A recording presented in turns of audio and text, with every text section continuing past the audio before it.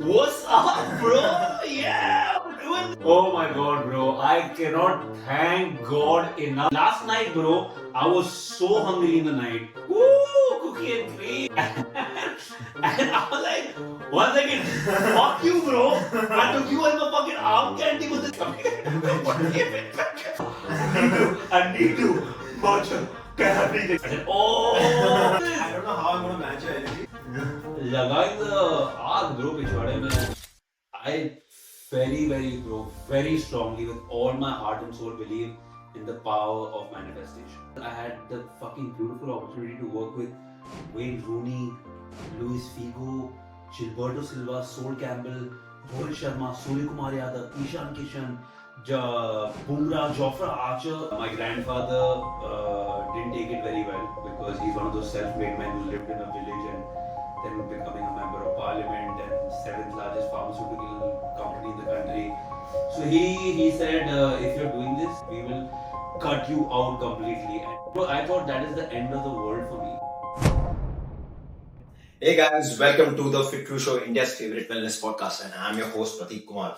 And today we have with us a very special guest and a very good friend of mine. In fact, one of our initial first FitCru clients, Chinmaya Sharma. He is a man of many things, and many things is an understatement for him. He's an all-rounder, like he's an anchor, a footballer, a cricketer, a content creator, co-host of the podcast Cookie and Cream. He's done so much work for Sports 18. I mean, he's been the host of FIFA World Cup. He's also been the host of Mumbai Indians, Tata Mumbai Marathon. The list goes on and on. And this guy is a true warrior. He's also an adventure junkie. He likes to go scuba diving a lot. In fact, his Insta handle is Scuba Chinu. And his fashion sense, well, I think it does stand out quite a bit. So we will dive deeper, pun intended, in his journey, how he's come up throughout the years. And I have witnessed his journey throughout the last 4 or 5 years, how he's grown significantly in his career and how he continues to grow. And how this crazy household, because it's a household of a lot of professionals who do a diverse set of things. So without further ado, let's get right into it. Introducing Chinmaya Sharma, or Scuba Chinu. What's up, bro? Yeah, we're doing this. I don't know how I'm gonna match your energy. Bro, you don't need to. I'm happy. This is so cool. And I'm so happy that you called me to this amazing office.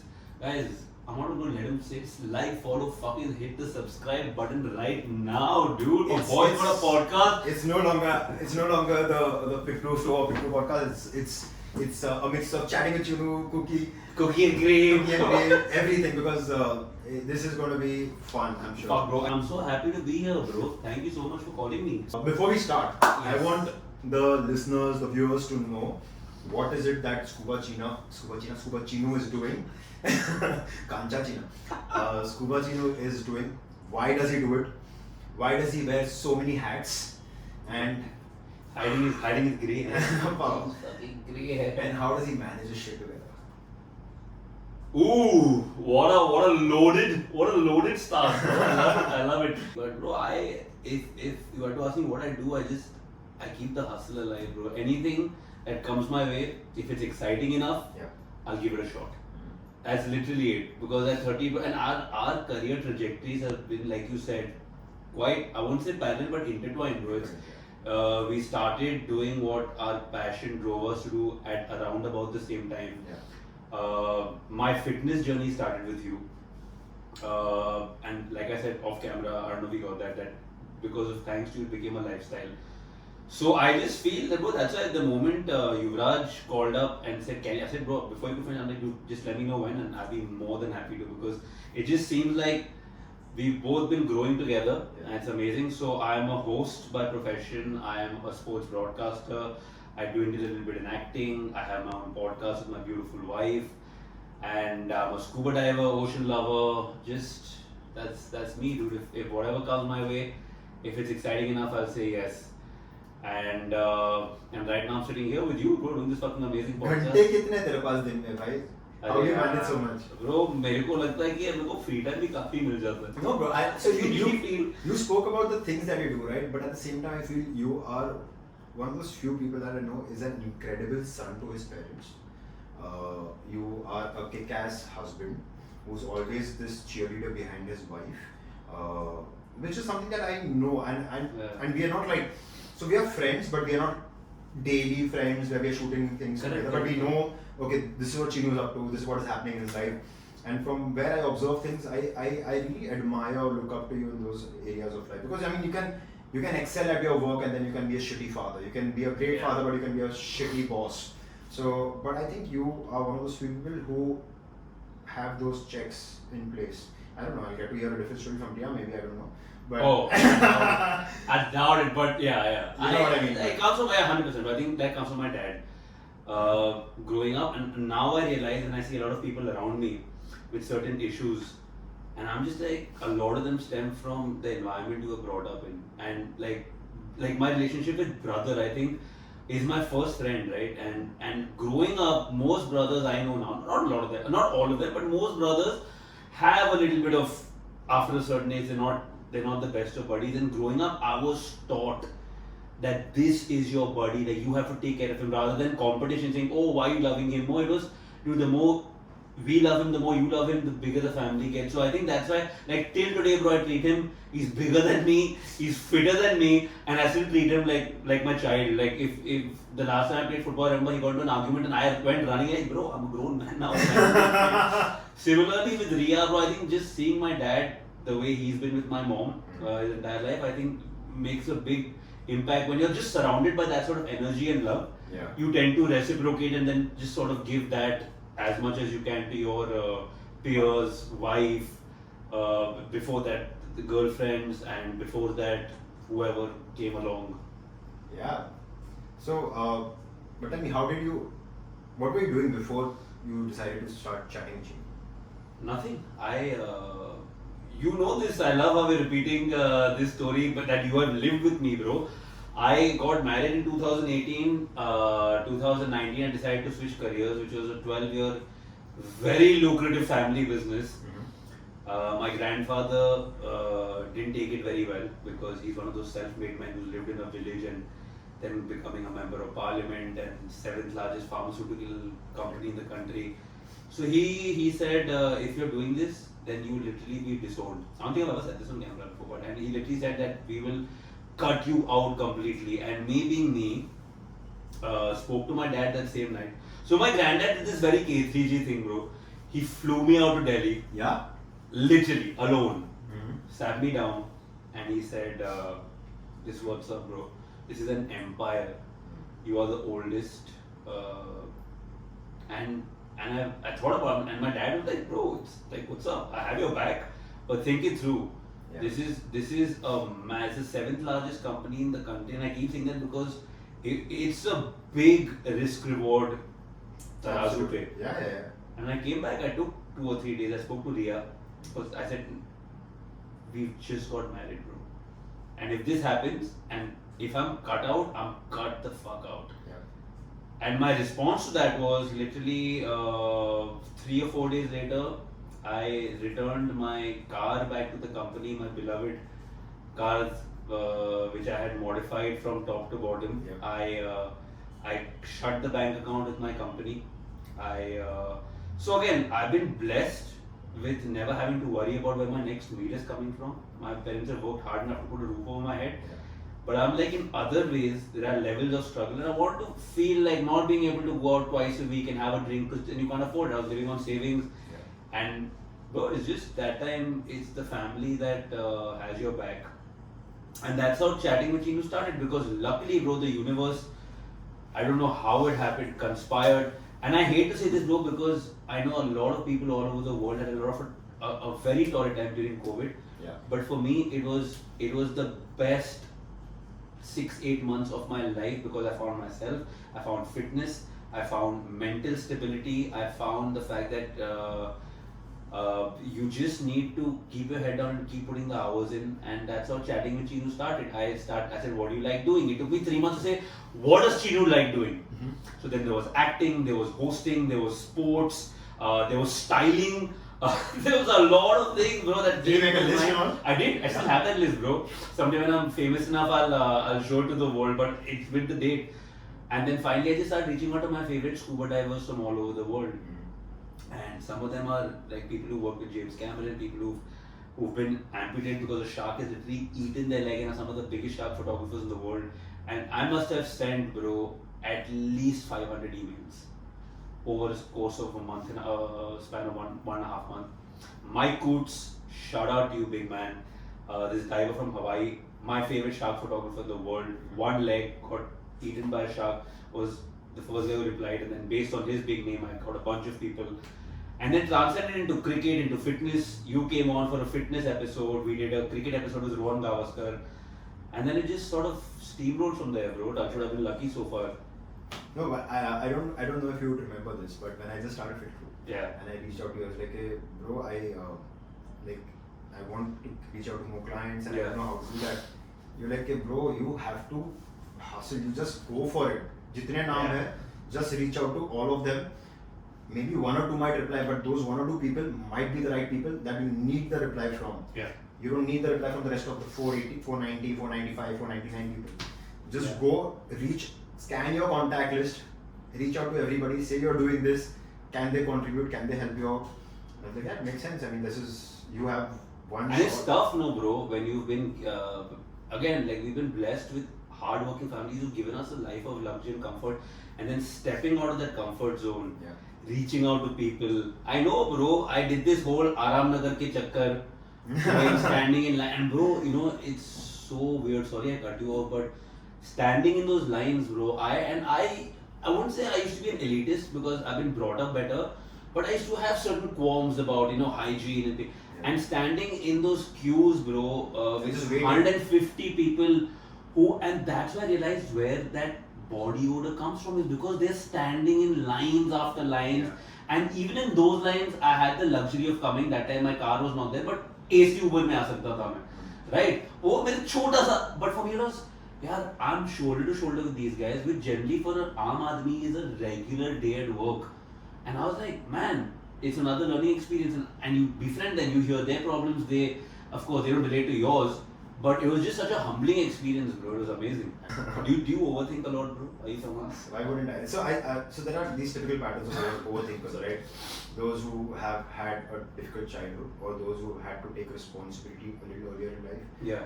or those who faced very difficult situations and have overcome it. Yeah. Not broken, but overcome it. Yeah. So then you start becoming an overthinker, and then you start. Well, now thought about that. Yeah, I mean, why else would you why else would you try to overanalyze every fucking situation that's going to be thrown at you?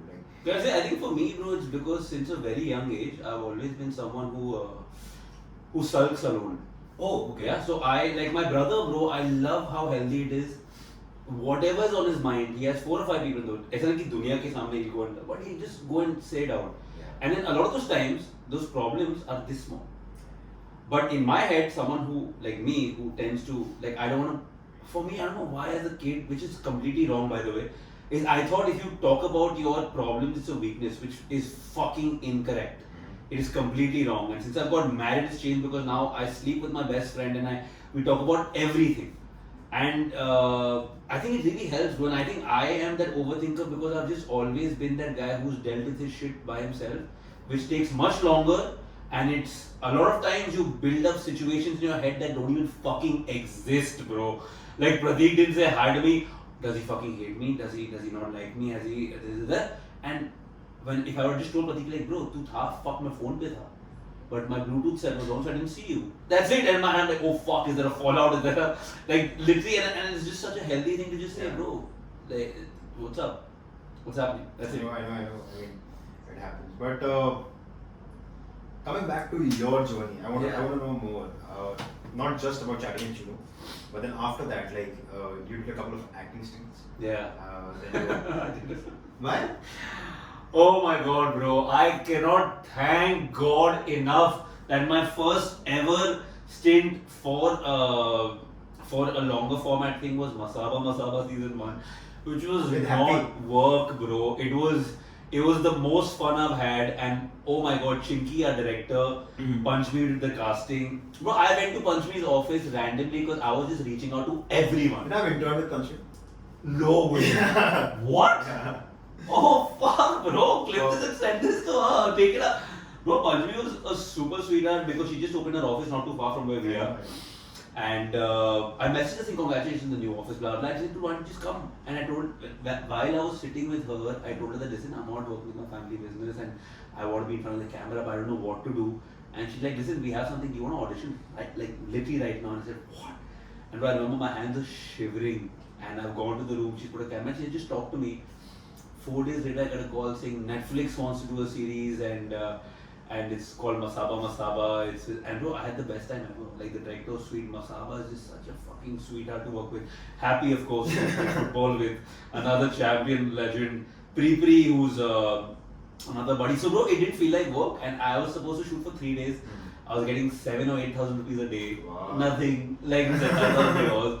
And for me, I finished the 3rd day, and the director Panchmi has called up on the 4th day saying, bro, they want you back. Like Chinky loved you. Like it's not like I had dialogues and it's not like I had a path break. I was eye candy on the side, chilling, and I had one great puking scene. Yeah. But it was yeah. but it was just such a and I'm like, fuck, if this is acting, life is easy, bro. then I had the next thing I did was Sardar ka grandson, which I had a very small scene with Rakul Preet. And bro, that's when I realized, fuck, we have to learn lines because it was like I was playing this ABCD news reporter, like an American, talking about Rakul Preet, who's got this very successful company of, they move houses, and it was a full monologue to camera, and then she comes and do an interview with her. Ooh, little shit came out, and I was like, dude, this is welcome to the real world. Yeah. And bro, it's just I was trying everything, ads, acting. I chatting with Chinu, bro. I met this lovely alcohol connoisseur, if that's what I can call her, Karina, who put me in touch with Suvir Bajaj, who has Foxy Moron. That's how Man's Life happened. I randomly met him at EATC for a coffee, and I said, bro, I'm hustling, I want to do this. And bro, during lockdown, what I'd done is I had, apart from chatting with Chinu, I reached out to my favorite labels, brands from all over the country. Because I had I still do have a huge shopping problem.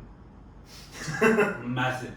And saying it with such seriousness on your face. Well, because my wife has deleted apps from my phone. Is it just shoes or everything? Everything. And I don't discriminate between price. Like I'll buy 300 rupee t-shirt also, I'll buy 20,000 rupee t-shirt also, but I'm like, if it looks good, I'm buying that shit.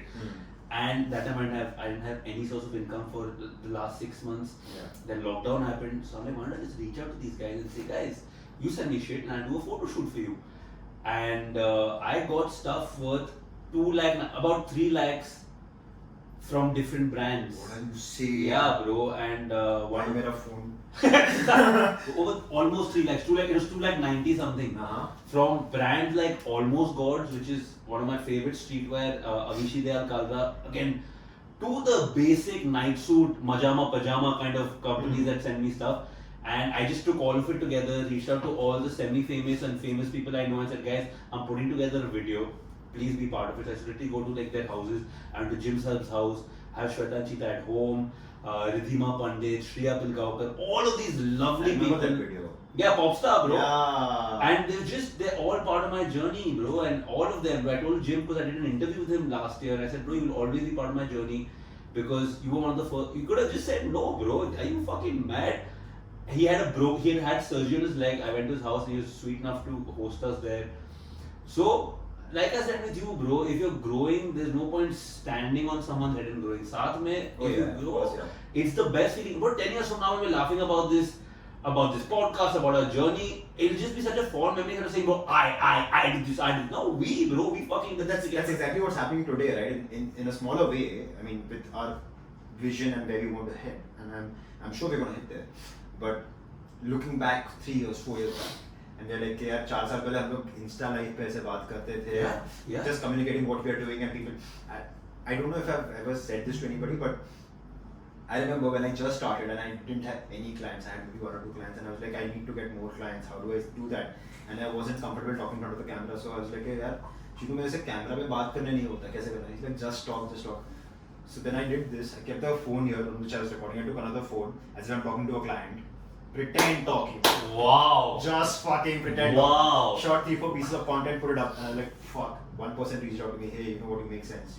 I would want to sign up with you. I'm like, okay, fine. I'll charge you 1,000 rupees for this. Wow, dude. And that's where we started. So yeah. Yeah, how you met me, bro? We just finished lockdown. I had lost a bunch of weight because people went two ways during lockdown. Yeah. One is like, fuck the world is burning, let's get fucked up, eat, drink, whatever we can. But दारू भी नहीं मिल रही थी ना तभी. But people had people stacked started, bars at home, and there were ways to in Bombay at least to get.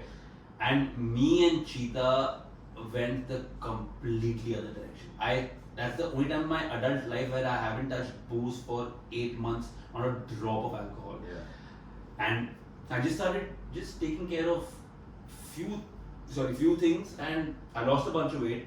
Lockdown got over. The first game of footy I played near Ritumbra was with you. I'm like, bro, what the fuck? You lost? But now let's sculpt. And I said, no man. And I remember my first day says, no bro, I'm happy the way it is. Things are. No one likes a challenge for fuck's sake. Yeah. I think, at least I did. And I was just after the game of footy, I'm like, no man. I'm like, bro, it's 20. And I remember that, bro. You just said. No, but that's also after you had messed up your leg, right? Achilles, after surgery. That was after surgery. Yeah, that was after surgery. Yeah. I came back from my honeymoon for 2018, and 1 week after my honeymoon, I snapped my Achilles. That was also 2 days after, I told Riya that I'm changing careers, and I'm like, let's go, let's do. I did 1 chakkar of Aramnagar, and this happened. The next day I was playing footy. Yeah. Heard a massive snap. Achilles snapped in 2, rolled up next to my calf. My calf muscle was about 3 inches above its normal place. And bro, I thought that is the end of the world for me because I have no source of income. I have nothing to do for the next 6 months. I can't walk. 3 months after that of recovery. It's about a year taken away from my life. And that's when I got really unhealthy. Like fat. Like fucking fat, bro. And I didn't give a fuck. And I'm sure at that time I had mental health issues, but I just put it under a fucking blanket. And unfortunately at that time for me, like Riya got one of the biggest projects of her life, which was a film. 2 films back to back. They were shooting in Mauritius, Thailand, Bangkok. Yeah. So and she refused to go, and I said, "Fuck you, dude. Oh. Trust me. Right now, I understand the importance of opportunity you got at your feet. Don't fucking let it go." And that literally, dude, she did it, and I pushed her to go. But at home, then you're just like, "Fuck, I miss my wife," and the people you talk to, bro, and those just lonely nights of just despair, looking at the ceiling, saying the whole world is moving up, and they're hustling and they're working, and seeing people's stories and. I left like 26 football groups at the same time, mass exodus. It was just, I was fucked in the head, bro, and that got over, and slowly I got back to fitness, and you came along at the perfect time in my life and said, bro, give me 21 days, and I still resonates in my head. Really, bro, and I tell this to everyone that the moment you say, I'm on a diet, I'm like, fuck off. Diets are not everlasting. It has to be a lifestyle. I need to fucking, like last night, bro, I was so hungry in the night. So hungry. And I'm like, bro, it's okay. You've done enough. You can call for a chicken lollipop. And I said, fuck it. I had dry fruits and slept. And it's only because of the shit you drilled in my head. Because you make people understand. You won't force it on them like a lot of people do, right? But that's been my journey, right? I mean, that's like I started fitness when I was probably 14, 15. And I was a fat kid too. I was like probably 95, 100 kgs. And that's when like I was. You were 100? Almost. I think I don't even remember. You don't edit. Can you please put up a picture of your? I don't think I used to click pictures. Like I wasn't that zone. I didn't care. I was just, bro. I would wake up. I remember the 9th standard. This is the memory that I have. 9th standard or 10th standard. I would wake up in the morning. I would go to Candies, have a fucking chicken tikka biryani, have a tandoori, that dragon chicken. Yeah, that was my breakfast. So what a legend. Yeah, and then lunch and brunch and all those things would follow. So I was eating my way to, and I was enjoying my life. It's not like I was doing it because I was unhappy. I don't know, but I was. Yeah, just foodie, bro. Yeah, I love food. So and then I just saw girls look at me in a different way, and I was like, I need to like. It's like, oh my god, there's so much of you. So I was like, let's see if I can, go to the gym and make one decent looking guy of myself, and then I started, and then obviously, but then I have been through so much of misinformation throughout, and I was like for the first 10 years of my fitness life, I've been through so much of misinformation where people have given me steroids, like oral steroids and all. Okay, bhai, ye le le body builder, ye le, and I've probably taken it. I don't even remember. Without knowing. I don't what the remember. fuck are you ingesting? Then they said, ye le le, wo le le, ye le le, wo le le, theek hai, whatever. What is the worst misinformation you had, bro? Like, what is the worst piece of? Because the reason I'm asking is because you broke a few of those stereotypes for me, which I think is very important. That's why I'm asking, what is the worst you ever had? Well, there have been quite a few. Like some people say don't have sex. Yeah. Like don't masturbate. Yeah. Is it fucking people say don't jack off? Yeah, don't. Yeah. I mean, You have got to be shitting me right now. I Bro. mean, I was. See, bro, as you're messaging, as you're talking, I've got an audition. Yeah. Yes. What are you saying? I don't know, an audition. Then after that, it's a whole nother level. Sorry, so don't have sex, don't jack off. That's No fruits, no cardio, hours of cardio, that is 2 workouts a day, you need X amount of protein. Like this is so much that was drilled down, and then I reached a point where probably after 8-10 years and I was like, "Bhai, इतना कर रहा हूँ, फिर भी कुछ नहीं हो रहा है. I'm still chubby, I'm still not things are not happening." And I was like, यार पढ़ते हैं. Like there are people in the West who are doing it. Right. They're doing it effortlessly, Right. and they're eating their shit. They're having a good time. They're drinking. They're doing everything. तो थोड़ा पढ़ते हैं ना यार, लोगों की क्यों सुने? So then I started studying about it. I did a course with Stanford online. Then I did precision nutrition. I did NASM. I'm still studying. I'm just studying because I'm just so invested in it now. Because the more I learn, the more I realize it's so fucking simple. we should pan out and show all the books you have here. Nothing over here. I've moved them all to my studio. Like I bought another studio. By the way. Damn, bro. Oh, I'm पैसा impressed. कैसे बनेगा बा? पैसा मतलब you need to learn, but you need to monetize that, right? Yeah, 100%. 100%. Yeah, so Yeah, but some of the ones you broke for me were a very, very good friend of mine. I'm not going to name him. Dhruv, was- no? No, not Kubo's a different answer. Kubo's a different party, bro. But no, another friend of mine who's rather unhealthy. He's not one of your clients. He's not working out at all. He was given this misinformation, which he believed with his whole heart that you cannot, if you're really fat and if you do weights, you just get bulky. Bro, when I started FitCru, I could barely do cardio, right? I just about started football and I was weak. Remember the size of my right leg was like fucking this, and my left leg, I've always had like good legs, and I was like, so I could do much cardio, bro. I have lost most of this weight by doing weights, and that is, I think, the biggest rumor that you have broken for me, and just I think the best thing you did for me, bro, is tell me don't stop anything because your body will crave it. I remember the one time I done Maldives, I said, bro, मेरे को खुद को challenge करना है. I want to quit any processed sugar for a month, and you kept saying मत कर, because तू करेगा, वो willpower I know you have, but your body starts craving when you come back. You go fucking. You go crazy. ape shit on it, That's bro. exactly what Like anything, like even alcohol for that matter. Like I remember telling you this. You were like, I'm not going to drink. And I was like, ठीक है भाई, मत कर. But I would say pee le. And then You allowed me 4 larges a week, bro. Yeah, and then you were like, yeah, bro, I have a Sangeet coming up and I really want to go full power. Like, go for it. Like, what's stopping you? Go for it. Like, as you progress, you realize what is it your body can take, what is it your body cannot take. That's so true. And like probably 5 years back, I could have these ragers all night long where I would probably do 10-20 acres and Easy cheesy. Yeah. And now How long are you in bed for after a hard Sangeet now, bro? How long does a hangover take to? Bro, I am at this stage in life where I don't have hangovers anymore. Like I can drink like a fish.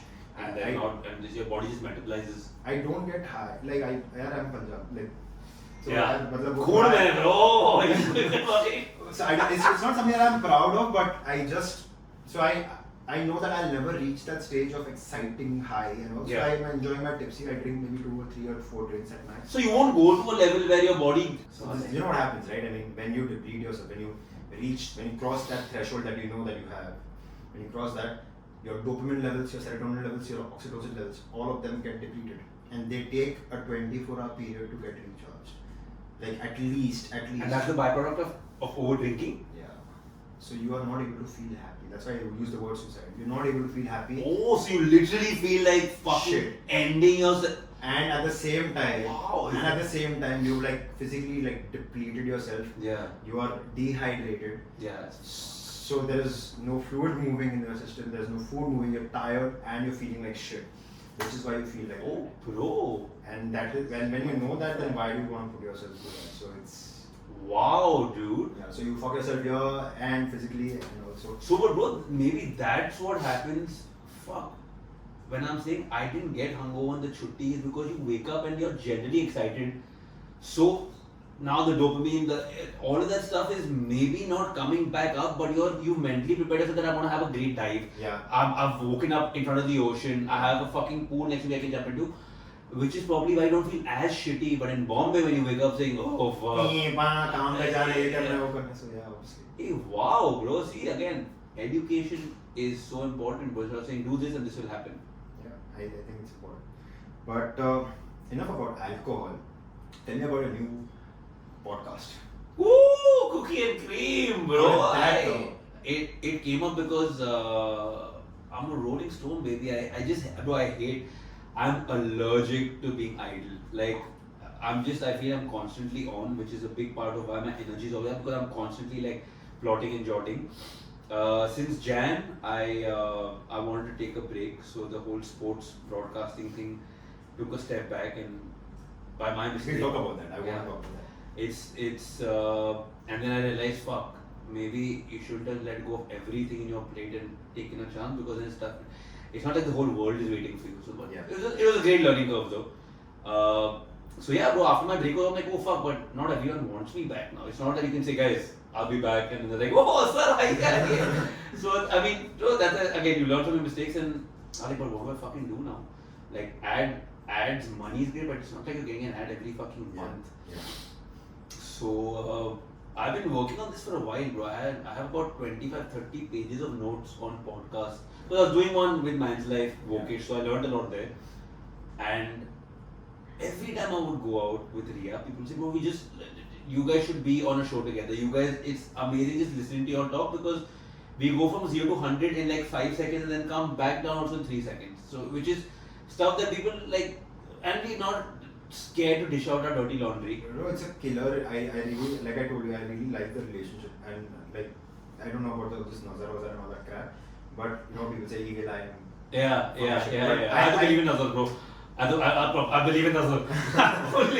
Nazar wants a But you know what I mean, right? You guys have such a nice relationship. I've seen her come to see you play football. Oh, my favorite She cheers you on, and like all these things are so important in a relationship. Like these small, minute. But she's my biggest inspiration. I don't know anyone who's stronger, braver than her. She's never been in front of the camera. I told her, will you do it? She said, fuck no.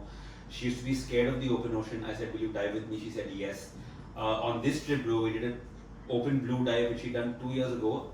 And she said, never again. Because a blue dive is where you dive into the open ocean with no quality, nothing. You're just diving into nothingness. So there is no bearing around you. You have nothing for. So it's very disorienting, right? Sometimes you don't know whether it's ulta or seedha, because you've gone so deep. And then, bro, you're diving in just the blue. So everywhere you look, it's like how astronauts feel in space. Literally that, and you're floating. And she did that dive 2 years back, and she said never again. And we went back to that same place this time. And I didn't force her. I mean, not that I should anyways, but she said, we woke up in the morning, she said, fuck it, I'm gonna do it. But, and I love the fact, she pushes me, dude. She's probably the bravest person I know. And I asked her for cookie and cream, and I said, dude, you want to do a podcast with me? Let's just, and it took like a few weeks to, we shot a lot on our phone. And yeah, bro, we're up and rolling. Lovely. So it's just, bro, it's me with my wife, talking about our experiences, but not by telling the audience, bro, if you want to have a happy relationship, do this. We don't do that. We don't preach. We talk about our experiences, and whatever you take from that, we leave it up to you. So we'll talk about everything, bro. Whether it's our episode 1, we're talking about fucking the 5th base, which is 4th base, which is the most important, which is fucking releasing gas in front of your partner, dude. I saw that. The day you do that, you've hit the fucking pinnacle of a relationship. If you're comfortable enough to do that in front of your partner, fuck yeah, dude. Boom. And it's great to see your dude blossoming. I shot, bro. don't know if I should say this because it's going to look bad on me, but 4 days back, I did an audition. It's been a week that I did an audition for an ad. Huge multinational company, fucking paying good money, and I've sent my audition. They liked it, and I sent it. It was a couples thing. Bro, I have got a call 3 days later saying, listen, you've been shortlisted, but you're on the shortlist. We really want the girl who was with you. So I looked at Ria and I said, dude, they want you. And she said, no, fuck no, dude, I'm not doing it. And then 2 days later, bro, I've got canned and Ria got selected for the ad. And I was like, 1 second, fuck you, bro. I took you as my fucking arm candy for this ad. You just took it. And bro, I was so proud. She fucking got the ad. She negotiated.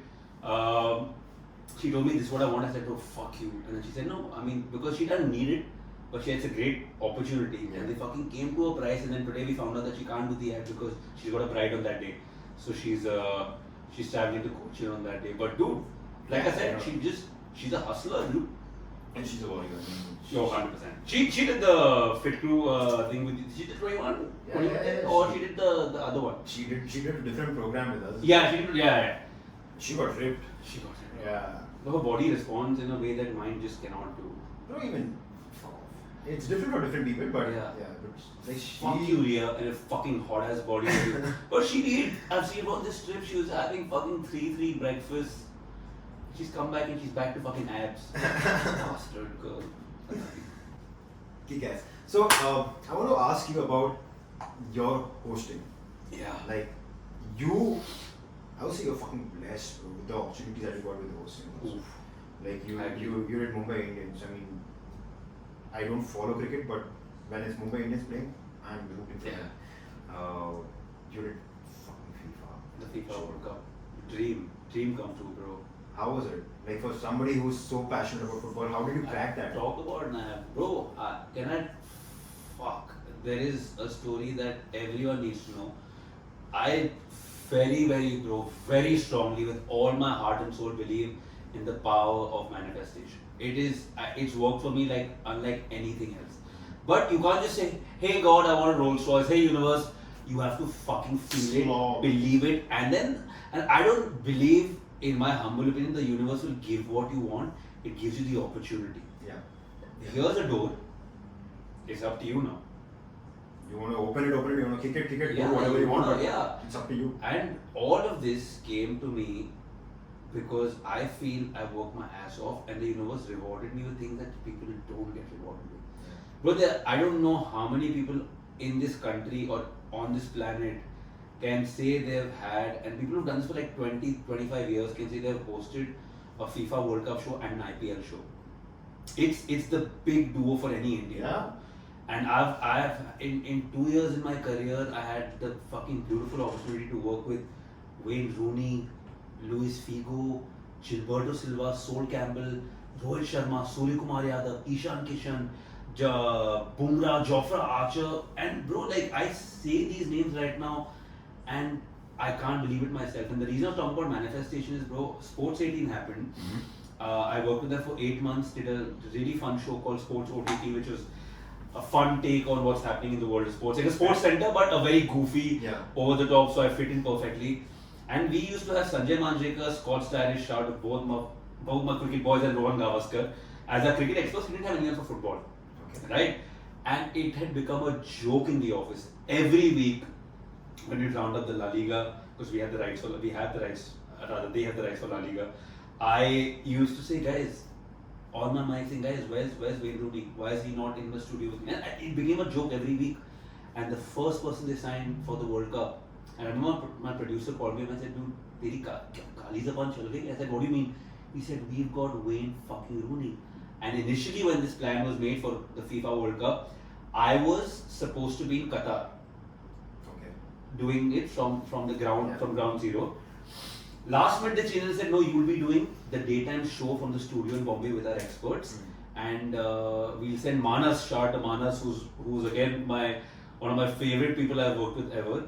He'll be doing the ground zero from the ground, interviewing the fans outside the stadium. And it worked out perfectly because he went here at the time of his life there, killed it in Qatar. and I got to work with the guys of my dreams, bro. And I believe in the power of manifestation. I asked for Wayne Rooney and the Fucking God, universe. Wayne Rooney. Not anyone else, bro. Any of these other names I took, like, if you told me Figo, Campbell, yeah. I'll be like, dude.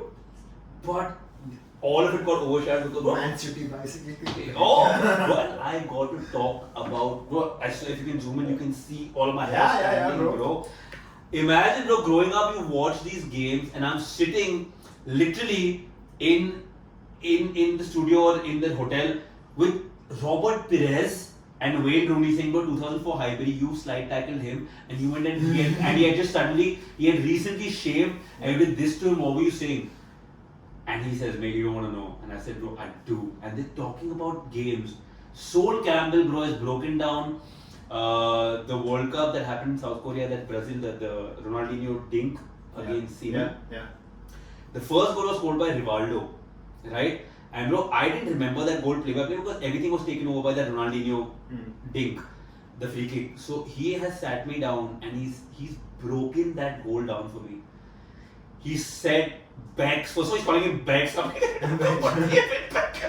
Bex is running. Didn't happen. Paul Scholes, he probably the worst tackle on the planet, is gone with a tackle. And then I'm caught in the situation where I have Ronaldinho running at me, and from my periphery I can see Rivaldo making a run, and I didn't know whether I should tackle or her. And he said gave him one of those fakes and turned back, and bro, then I went home and watched that goal, and it is play by play he has broken it down for me. Which is, bro, like just learning from these people, the way they can break down a situation, how they fumble on a live television show and recover from that. It's unbelievable, bro. Like just the confidence you have, the way you talk. And I'd say anyone who's aspiring to be a host or be in front of the camera, you can't never watch other people's stuff. And I want to be what he does, because the moment you're aping someone else, your originality dies. And I was told this very early in my career, bro, tu bahut loud hai, tu bahut ye hai. You talk in a certain way which is not palatable, which is all true. But when they realize it's not mimicry, mockery, or forgery, they're like, fuck, this is the guy. This is the guy who genuinely loves wearing pearls, who loves fucking wearing leopard print socks, who's this loud fucking guy all the time. Mumbai Indians, वो season 1 it used to be ये सफेद बाल वाला चूतिया कौन है? इसको निकालो, Panauti. All of these things, bro, season 2, when they realize, okay, this is the guy, and if he knows his shit, he does his hard work, he does his due diligence, and he's talking sense. Yeah. And this is him. One guy would say Sabir Bal Chute, then 10 guys would say that's our host, that's our boy. So it takes a while, because I am an acquired taste, but when they realize, like so everyone has their own style, but I think if you just tune it to what people also like. Yeah. I can't be that guy all the time. But give me tips about that. Yeah, how do you fucking host? Because I have zero skills on that. I'm just like. My number one tip, bro, it's a line I came up with after I interviewed Rohit Sharma, and I was freaking out before, not because I was not prepared. I'm like, how the fuck do I hide my excitement? Sorry, Kumar Yadav was my first ever in the history of Mumbai Indians. I'd never done a live session with a player. And the guy before me, the host was Virat Khilani, who is solid, content creator, funny guy. I was filling in some big shoes, and I remember my showrunner.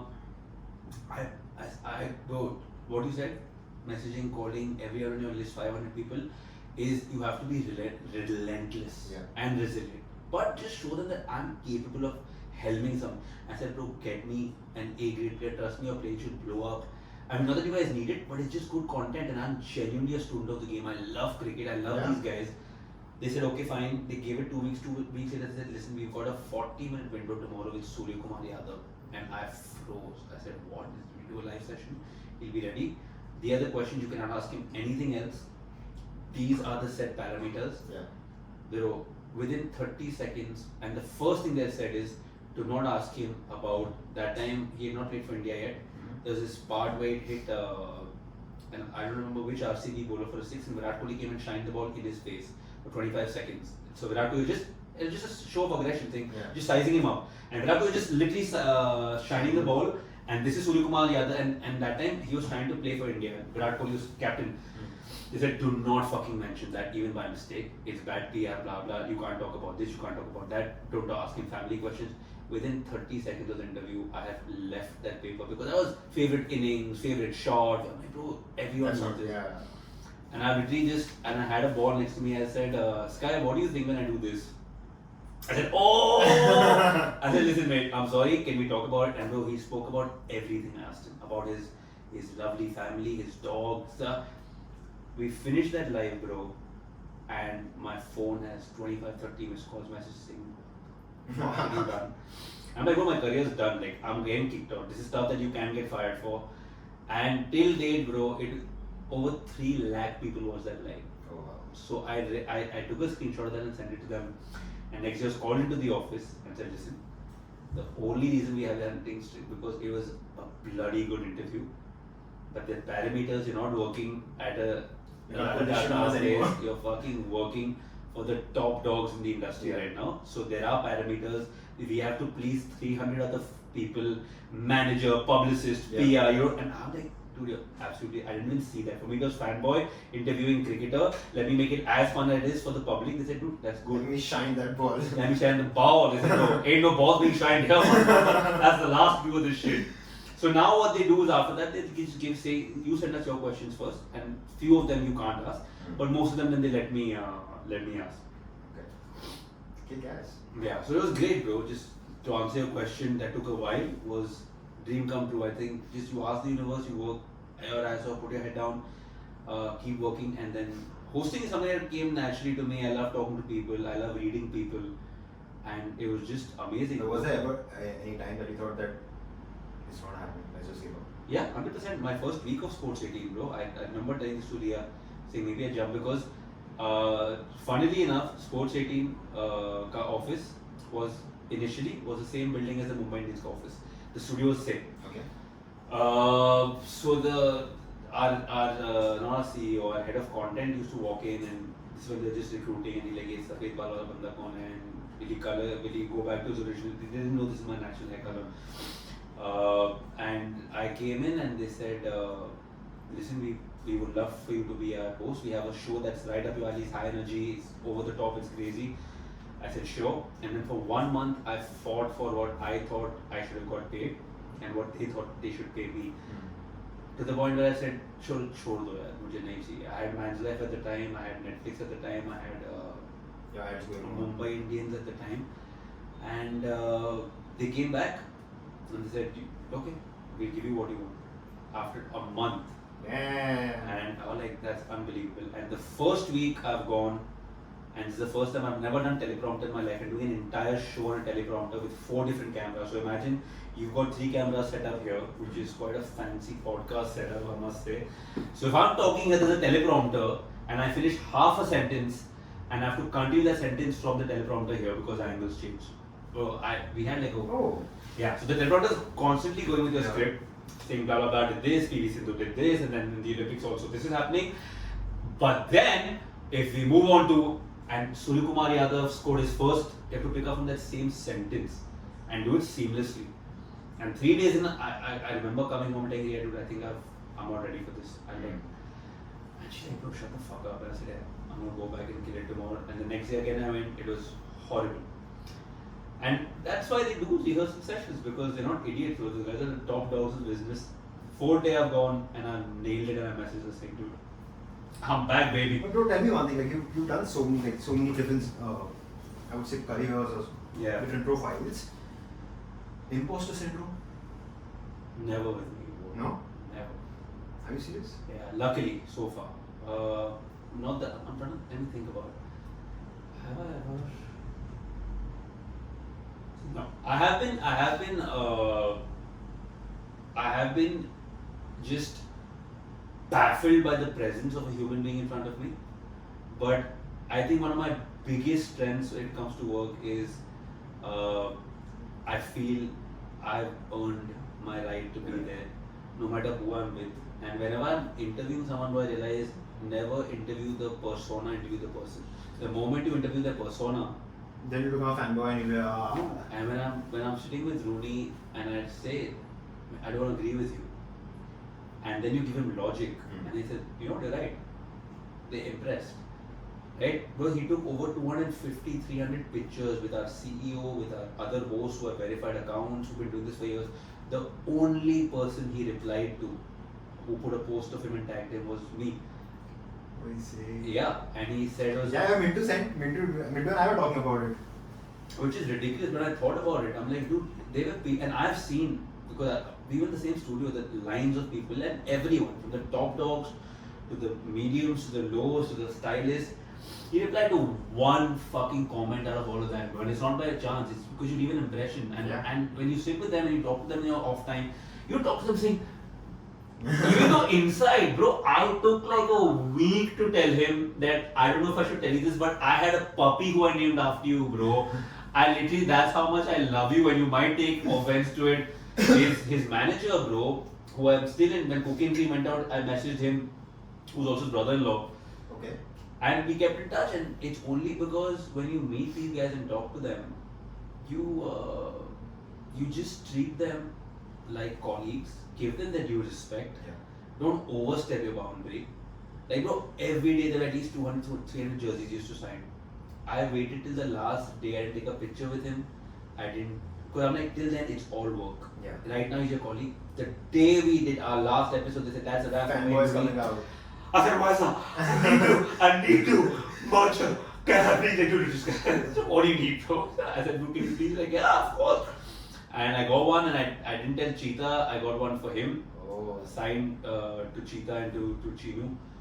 And all these guys, bro, Figo, all of them, it was just, you interview the person and they're happy. Because they're not used to, bro, they imagine their lives. When they get out, everyone's like, oh my god, that's...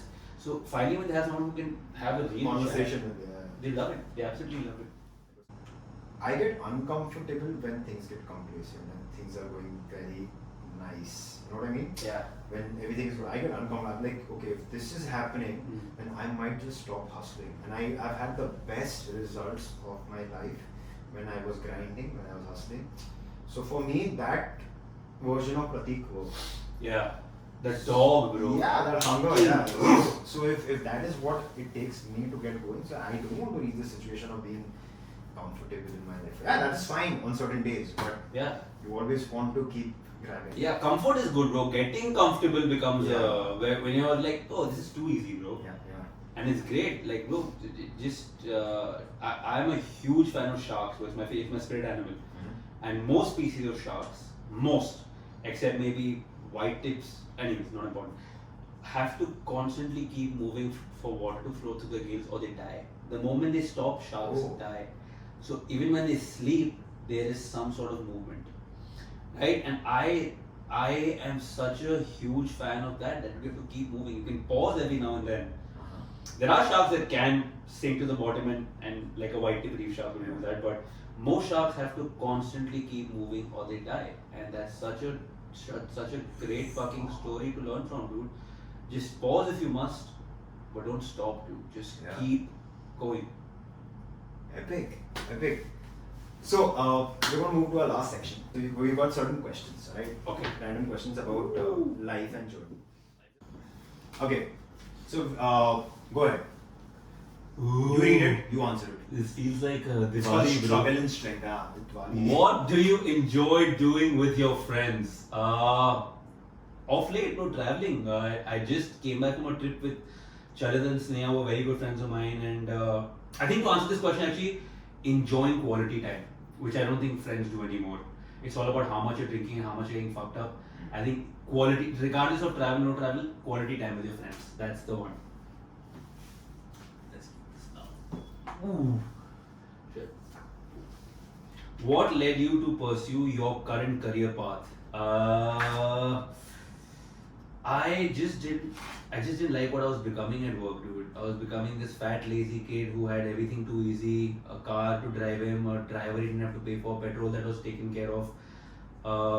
I hated that. I just felt that I'm worthless, especially seeing my dad, who's a self-made man. I'm like, fuck that, dude. I need to make something of myself. I can't be known as Rajiv Sharma's son for the rest of my life or XYZ's grandson. So that was the reason. Oh, this is the one with the all caps. What does success mean to you in one word?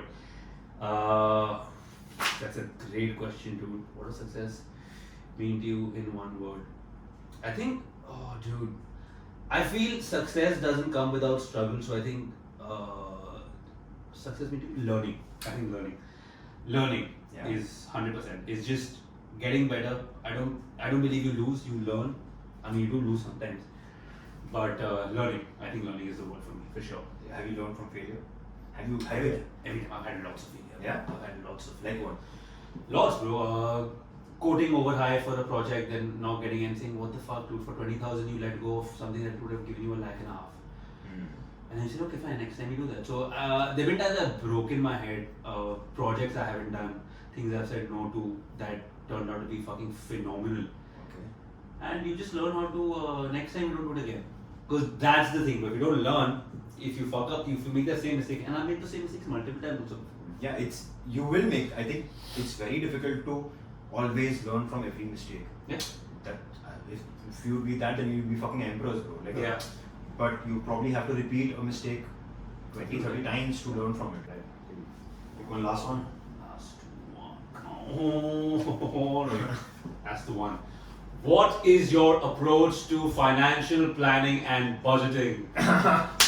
Riya Marfatya Sharma. No, I used to have this at home. My pet name for the longest time was Thakkad, who just likes see the gaps between our fingers. So money just.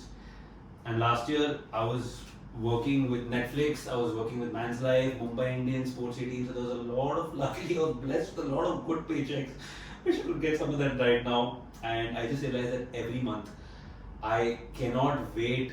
If you say, for example, save 5 lakhs, say in 3-4 months you can end up saving that much, and you wait for it to become 10 lakhs and then I'll invest 30% of it, bro. People like me, it's never going to happen. So I invest constantly. Okay. The moment I hit an X number every month, if it's what about that number, whatever surplus that I invested.